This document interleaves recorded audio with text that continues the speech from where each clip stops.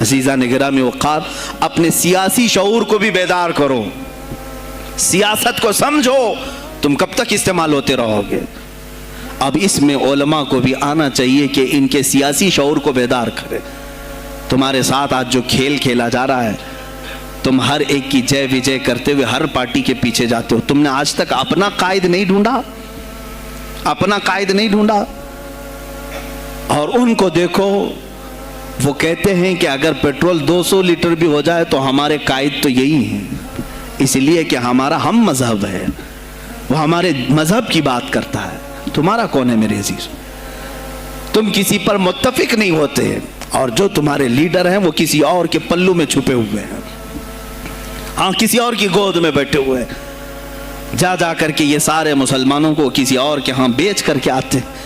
یہ سیاسی شعور بیدار کرو۔ مجھے معلوم ہے میری یہ باتوں کا سب سے زیادہ ایکشن کون لے گا، مجھے معلوم ہے سب سے زیادہ کس کو کھلبلی مچے گی، وہ بھی مجھے معلوم ہے، اس لیے کہ میں ان سیکولر پارٹیوں کے بارے میں بول رہا ہوں جو چہرہ سیکولر بتا کر کے ہم آپ سب کے ووٹ لے کر کے چلے جاتے ہیں، اور پھر مجھے بتاؤ جن کو تم اپنا مسیحا سمجھ کر کے ان کے پیچھے جے جے کرتے گھومتے رہتے ہو، تمہارے مذہب پر آج کیا حملے نہیں ہوئے ہیں، کیا نہیں ہوئے؟ کشمیر آج تک جل رہا ہے، کہاں ہے یہ کانگریس؟ کیوں نہیں بات کرتی ہے جو پورے مسلمانوں کی مسیحا ہے؟ کہاں ہے وہ سماجوادی، وہ بی ایس پی، فلاں فلاں فلاں جو پارٹیاں جن میں سب مسلمان جاتے ہیں؟ کیا ان کو اتنا بھی شعور نہیں کہ وہ پارلیمنٹ میں اس کے خلاف بات کریں، کہیں کہ یہ مسلمانوں کے ساتھ ظلم ہو رہا ہے، ہم ان کے ووٹ لیتے ہیں؟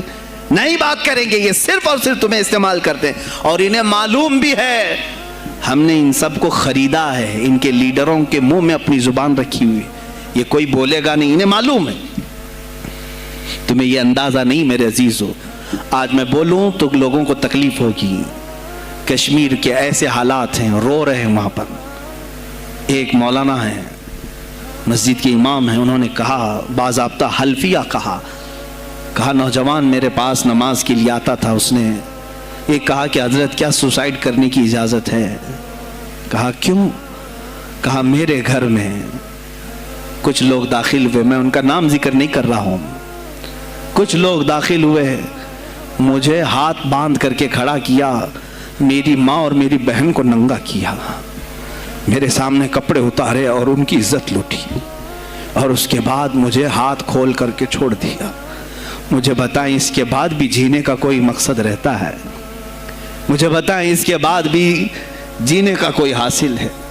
یہ سب تمہارے ساتھ بھی ہوگا۔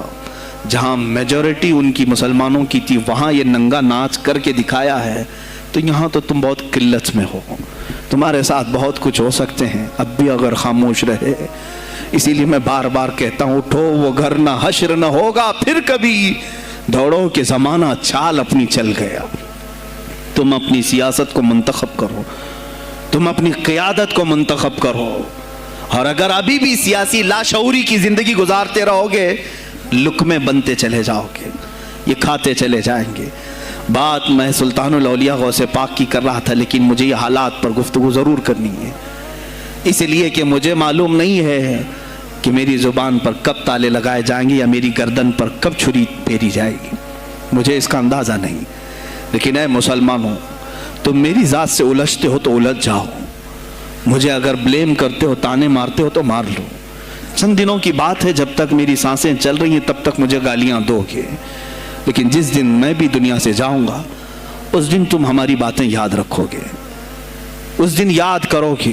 مجھے اپنے بچوں کو یہی بتانا ہے کہ اب وہ دور آیا ہے جہاں ممبروں سے بھی بولنے میں اب گھبراہٹ ہے، لوگ اپنے خوف کے مارے ایسے ہیں کہ اپنی روزی روٹی کے چکر میں میرے مصطفیٰ کی گالیاں سننا برداشت کر رہے ہیں۔ دیتا ہے دینے دو نا، ہمارا کیا بگڑتا ہے؟ اس پوزیشن میں تم آئے ہو آج، تمہارا امام جب اتنا بزدل ہے تو تمہارے دلوں میں کون سا ایمان باقی رہ جائے گا؟